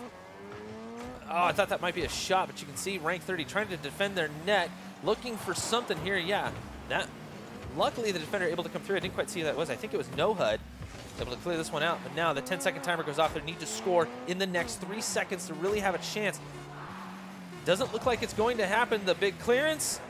Timeout. Almost another goal just off the bar there, but they saved themselves some grace from it being 5-2. Sinister Nation taking home the championship tonight. So fantastically played by Sinister Nation, I have to say. Well done indeed. They put the pressure on right when they felt like they could, and they looked very comfortable, actually. It seems like they tuned everything out and just focused on their game. Now, of course, I don't know how loud it is exactly there. Well, yeah, I guess that's true. They could have maybe cranked us up, and as we're getting all loud and excited, hyped, and it might have affected them. Maybe they were just getting all into it, jazz hands and stuff. Oh, most definitely. And it was a little bit surprising to see a little bit lackluster of a turnout for rank 30, because earlier in the night they were doing so well at controlling the ball, controlling the field, and Sinister just comes out and kind of shuts them down, which, again, it's a new environment for them. You brought up earlier, they're playing in a different home. Peripherals are different. It's not their chair, it's not their controller or their keyboard that they might be using, depending on how they play. So a lot of different things to take into consideration here as far as factors go. But we get next week to see what these guys get to do again, which is awesome. I hope they come back, honestly. Oh, yeah. Rank 30, they looked pretty good, honestly. They played generally as a team. There's improvements that need to be made for sure. And usually I would say, review some replays. Hopefully you can get them off of the computer, or maybe email those files to yourself, because they're not very big. And just a tip for everyone out there, you can email yourself your own replays. I've done it many times. And Steam Cloud Sync can be a little wonky for that situation. So that's the best way to do it. And, Google it. It's fine. And just like with anything else, there's nothing better to really learn from than your own mistakes. And when we talked about it, when we're playing Rocket League, whether it's ranked or fun, you got to really look at the mistakes that you make and what you're going to do to capitalize on those so that you don't make them in the future. And then if you're a new team or an individual coming to one of these events. Oh, well, actually, no, it sounds like the players have decided it's going to be a best of 5 because they have kept playing. So we get to see another game? See another game. And it's tied up at 1-1. This is what we like to see. I mean, you don't want to lose hope in yourself, because Rocket League is one of those games that anything can happen at any time. When, rank 30, maybe they'll be able to step up to the plate a little bit. They're going to have to speed up their play completely, though. And by speed up, I'm not saying actually physically go faster. You need to challenge the ball quicker. They definitely seem to be spaced out, and maybe this is Sinister's goal here, but Sinister seems to be very good about getting them to just kind of not be where they're supposed to be. They don't seem to be following their game plan, but we don't know if they're a cohesive team or not either. So again, just all these different variations can change how the game's played, and that's what we love about Rocket League. And we can only guess about the cohesiveness, but No HUD is up for this. Would have been a decent shot. Gets knocked away. I believe that was Vert. Now Vert again, right back to No HUD. And guys, you're not supposed to pass to the other team. You need to pass to your team. The guys that are in blue, or if you're orange, the guys are in orange. Yeah, yep. And probably. Surprisingly, though, we haven't seen a whole lot of capitalization from Sinister on those mistakes that Orange has been making, which is a surprise, because I feel like Sinister so far from what we've seen has been the better overall team with their touches. I mean, right now with the way they're playing, they're kind of just keeping rank 30 on their own side of the pitch and making sure they can't really do anything. Oh, Vert, that was fantastic. He backflipped out of the play, got himself set up for the pass. Now Rabid Platypus takes one for the team here as No HUD demos him. Works out of his own corner, gets shut down. Now Ultra Nova back in. Off of the corner, still stuck. No HUD pick up. Trying to fake out. Rabid Platypus staying very patient. And Works. Can't do much with this, but we're back into the corner. And again, the clearance is just not coming through for either team. Ball seems to be, no matter what team, like you said, it's on, just kind of sitting on that side until a team either scores or gets really lucky with a clear. And that's, I guess, the biggest thing I have in mind for rank 30 here is with the way the game is going right now, there's 2 minutes left. It's pretty even so far. They got to be feeling really nervous and got to be thinking as a team, what are they going to do to turn this around right now to keep it from going to overtime, because that's where the nerves really kick in. It really is where the nerves kick in. And this tie, oh, Rabid Platypus was able to just block that one out. And that actually looked pretty, but there was a reason for it. Right there, see, No HUD was right there. So you want to make sure that if the ball does get cleared out towards the corner, the bottom of the car will actually stop the ball. Ah, okay. And many people forget that. So I'm reminding them, actually use that a lot. And it surprises a lot of people because they don't expect you to use the bottom. You're always told to use the top as Ultra Nova says, shut up, Ninja, I'm scoring. Just right off the break, grabs the boost in the middle, and in perfect positioning to put it right into the net. I mean, that Nova just made it look so easy there. Not a whole lot you can really change about that situation and do any better. So tied up at 2, definitely a much closer game. Popped up here. No HUD seems to definitely have the mechanical skill. It just comes down to the rest of rank 30 to keep up. So whatever rank 30 talked about between matches, decided to do or change, it's definitely working for them. Obviously, Sinister Nation had a little bit of the lead at first, but now rank 30 doing a much better job at controlling the pitch, getting the ball out, and putting themselves in advantageous positions to score goals here. Oh, that's a shot. That was a beautiful shot. Oh, too bad it wasn't on target, block. Unfortunately. Now Sinister Nation have to get back onto defensive and on offense for so long. Touch. Oh, missed that touch as well. Works right towards the net. It's a weak shot. Tries to play that one off the defender. Not going to work. Now, unfortunately, just had no support for his teammates there to back him up, but they did fall back on defense to make sure they don't give up anything. That's from downtown. Going to work this one off the backboard, pass back. Someone is up for it. Shot through Ultra Nova, coming through to take the lead for rank 30. And again, they had someone sitting in the goal, but just, it looks like no, Kent went up for the block, and unfortunately, I couldn't see who it was down there for Sinister Nation. Tough to see there, yeah. They were just kind of sitting still like we talked about before, unable to do anything with the momentum they had. So rank 30, bringing it back. Yeah, bringing it back. It should be good. Definitely turning into quite the best of 5. Which another, the players, well, they called it an audible, but I kind of have to agree with it. The best of 5 might give this one justice as another shot comes through. No HUD. Rank 30. Wow. Pulling out all the stops. Wow. Talk about a turn of events here. I mean, going down from being 2-0, thinking that the series is over, and they said, you know what? Nah, best of 5. Reverse sweep. We're going to send you home packing. Suddenly out of nowhere, push brooms appear. I mean, just... And go reverse. It's a very back and forth game where the teams just kind of seem to be exploiting each other's weaknesses at the perfect times, and I'm now really questioning myself about thinking that rank 30 was out of this. Sinister Nation, though, have a little bit of a chance here. That's centered through. 2 defenders in the net. Kent. That's a nice setup from across the pitch. Rabid Platypus, Bardowski in! Thank you, Leaf X. That's your favorite. There's no one tonight that I'm going to trust more to put the ball on the net than Rabid Platypus. I mean, he is rabid. Maybe that's... The man's hungry. He's just drooling from the mouth, foaming. He's going after the ball. The defenders are like, I don't want to get rabies, and they're just backing off. Just looking at him all sideways, like, I don't know. Oh, set up here. Wow. That might be the dagger, though. 23 seconds left in the match, and rank 30 able to place this one up here basically off a kickoff. Bit of a mistake there from Rapid Platypus, and we mentioned that before. A lot of these highly offensive teams, when they get on defense, get a little bit nervous, and they start missing touches. And the problem, like you said, is now they only have 20 seconds to work with to come back 2 goals. It's looking like it's more in the favor of ranked 30 here to try to even up the series at least, 1-2 and take a game here. Nice play, well done. There was a lot of speed on that, and Sinister Nation trying to tie this one up, and you can see right here, Vert gets a great touch off the transition, just kind of floating it there, puts Ultra Nova on a little bit of a weird stance, and the Kent just coming up center. It was beautifully played, a whole lot of speed, nobody there to knock it away. 10 seconds left. I'm just shaking if I'm Sinister's Nation. They're up 2-0. This Oh, one pop. goal could seal it, and they put it in! They tie it! They tied it up. Sinister Nation right off a kickoff. Rapid Platypus, well played here. Excellent control. Works had the boost. And another one coming through. Rank 30 leaving their net completely open. You can't be doing that when you have the lead and 5 seconds left. The dribble over 2 defenders, and it goes into overtime. They were down 2 goals with 20 seconds left. We talked about this earlier. Yep. Rocket League can turn into anything at any second. Wait, ball's not dead yet. It will die there. Okay, now overtime.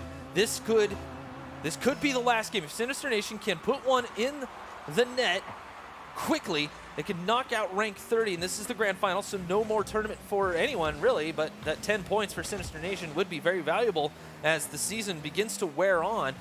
8 weeks of this is No Hut goes for a shot. And I mean, if you're ranked 30 here, you're wanting that, like you said, those extra 4 points, you're wanting to solidify here that you still want to hang into this tournament, another chance to play another round here, but Sinister Nation is just looking to put the nail in the coffin and close it up here. A good opportunity comes. One-on-one. Ultra Nova stopped by Rapid Platypus, and his teammates get back just in time. That's a great third-man look at what you should be doing while you're back there. A shot comes through, top shelf corner. Vert going ham. Sinister Nation, nail in the coffin, solidifies the victory here, but we can't ask for a better Game 5 series. I mean, the amount of excitement that Rank 30 was able to present there in the last 30, 45 seconds of gameplay, that highlighted my whole night. I'm excited. I want more footage now. I want more weekly Rocket League. If every week could end like that, I'd be stoked. Yeah, can you imagine actually being there? Guys, you can come and just watch, hang out. We serve food here. You can just come and chill if you'd like, and see what's going on, and maybe jump in a game or two if you feel like playing some Street Fighter or whatever while you're watching the Rocket League. You're more than welcome to do that here at Esports Arena. You could have seen a final like that. And that's something that you talked about, is that they have the chance to show up and be that team or be that person every Tuesday. Be here. Or just be here and hang out. I mean, overpowered PCs, able to run any game that you want. So if you don't have a computer at home, or you just want to meet new people like you and either form a team or have a great environment to hang out, 7 total different locations all across the country. Yep. And if you're a Rocket League fan, every Tuesday, $10 gets you a chance to enter the 1v1 and the 3v3 tournaments. Yep. Some swag. Get to hang out. You can bring the kids out. It's all ages. All ages, yeah. So, I mean, why not?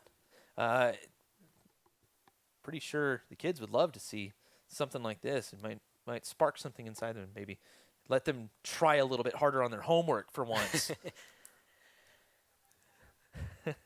And that's one of the things that we've, I guess, seen tonight is we didn't really know a whole lot of these players from the competitive Rocket League scene. Yeah. There was 1 or 2 people that, have a name for themselves. A collegiate team actually showed up, which is awesome. We even had one team show up, win a few games, and then they had to leave because it's either their bedtime or they were too tired. That was that collegiate team. But Queso. I'm on to you. It's going to be fun to see this. So we're going to go to a quick break. Hope you guys enjoyed all of this Rocket League action tonight, and congrats to Sinister Nation for taking home first place. That's fantastically played. We'll be right back, guys. Don't go anywhere.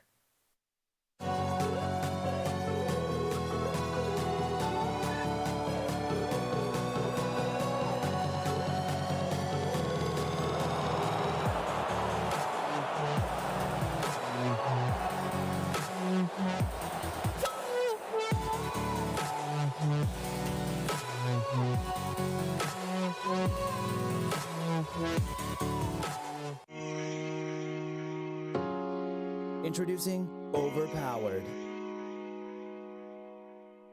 Pre-built gaming desktops and laptops designed by Esports Arena with hand-picked hardware to deliver a powerful gaming experience. Stocked with serious memory, stunning graphics, and lightning speeds. Starting at $499. Overpowered. Ignite your game. Only on Walmart.com.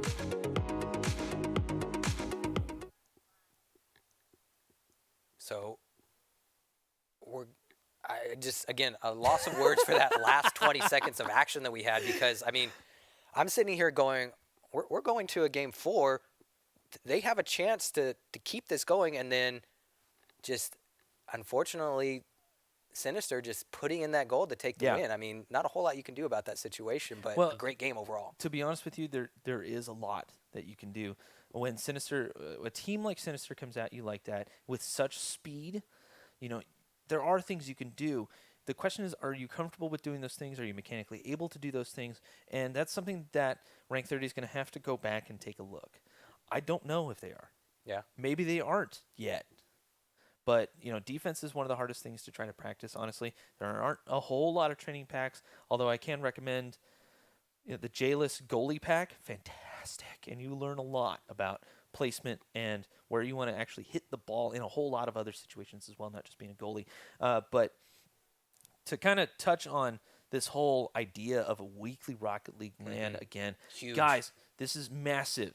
Huge opportunity. There are numerous people in this community who have been working for this since Rocket League came out, since before Rocket League came out. Most of you guys who know me in the Rocket League community know that I did do my research when it came to the history of Rocket League. I know about all the hard work, the dedication, the literal blood, sweat, and tears that went into what is Rocket League today. This could be the start of something huge where weekly LANs happen every week, just like in the fighting games, just like in Fortnite and League of Legends, all that stuff. This could be the start of something huge, but it's going to take you guys to come out here, have a good time. Maybe you don't feel like playing, but just show up and support. That's the best that you can do. It's awesome. And just being here tonight watching the stream is fantastic. And I have a feeling next week. Oh, yeah. More action. More teams are going to show up. More hype is going to come out of us. And what he mentioned to you guys, they have 5, 7 different locations. So if you're anywhere near one, you don't really have an excuse to say that you no longer have a home for the LAN Rocket League community. Every single week on Tuesday, Roseville, Spokane, Colorado Springs, Oakland, Orange County, and Fort Worth, they're all going to have an opportunity and a place for you to basically show up and participate in some Rocket League events. So this is going to be, as he said, astronomically huge for the community. Yeah, I mean, it really could be astronomical, honestly. And this is fantastic. And we mentioned before, we want to thank Psyonix for giving us this opportunity to give this a try. This is a great experiment. And Esports Arena for putting all this together. It's been fantastic. I've always wanted to see some live Rocket League here. Most definitely. Live community Rocket League here. Yep. I think it would be awesome. And that was 2.5 years ago now. So that's how long we've been working at this. New home for you guys, new community, new day. Hope you guys are excited to keep joining us. And congratulations to Sinister taking home the first place for week 1. Again, you guys have multiple weeks to show up and show us what you got to hopefully enter in a chance at that end of the season tournament to really take home the grand prize, which we haven't even announced yet. But Rocket League Tuesdays, thank you so much. Hope you guys were excited and well entertained with everything that went on tonight. I'm done. I'm tired. You're I'm tired? sweating. You're good? My hands are sweating. And you know what's funny is we haven't even gotten started. You better is just the beginning. Buckle your seatbelt, bucko. Oh, yeah. we're ready Guys, to go. So if you want more information, obviously check out esportsarena.com, our Twitter @esportsarena. Feel free to check us out, give us a follow, and take a look at our red and blue faces. Yep, hit all those follow and subscribe buttons that you know how to do. And we actually look kind of funny. A little bit, but our voices sound good at least, right? Yeah. So we'll see you guys hopefully next week again. Next week? Rocket League, let's go.